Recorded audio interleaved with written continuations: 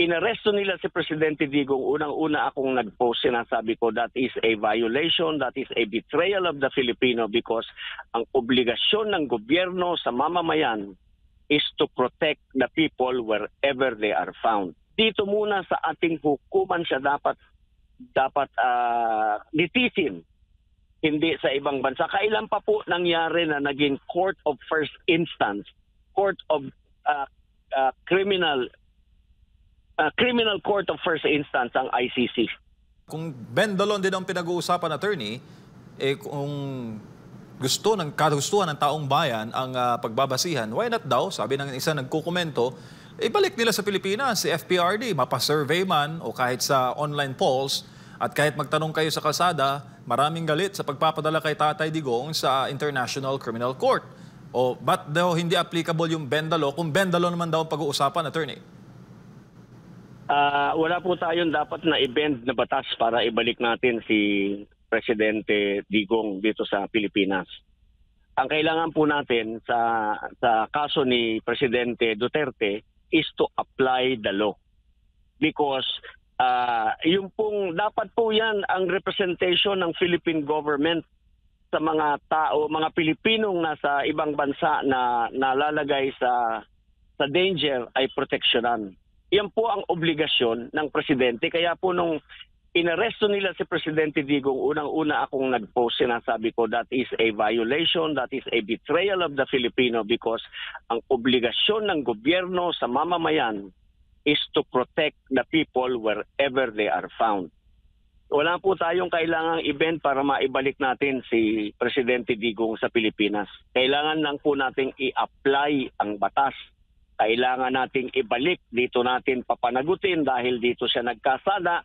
Dito muna sa ating hukuman siya dapat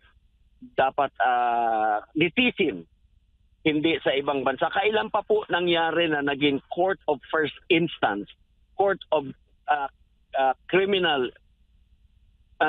court of first instance ang ICC? Hindi pa po nakasuhan dito yan sa Pilipinas. Wala nga po kasi mga witness. Yung pang mga witnesses nila doon katulad ng yung mga coerced testimony na alam naman po natin yun dahil merong nag-squill pinapapirma siyang pilit tapos nung ayaw niya pumirma kinulong siya. Oo. At saka yung nakita ba kayo ng witness na nagsasalaysay na nag-aakusa sa isang mamamatay tao na habang binabasa niya yung salaysay umiiyak siya? Hindi po. Yung mga witness, mga evidence nila na i-present nila sa ICC, why can they not present it locally? Para magkaalaman tayong tunay. Dito muna, bakit sa ibang bansa? Bakit mas makakakuha ka ba ng hustisya sa banyaga kaysa sa Pilipino? Opo.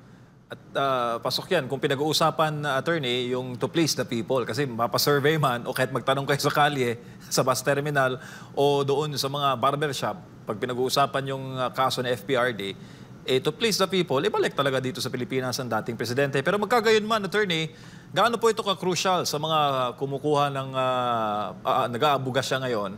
Itong issue ngayon ng restitution, itong issue ng bending the law, na maisali sa kanilang pag-aaral itong mga kasalukuyang ganap sa Pilipinas na pinag-uusapan po ang mga batas ng bansa. They just have to apply the law. Yun lang po ang basihan sa bar exams.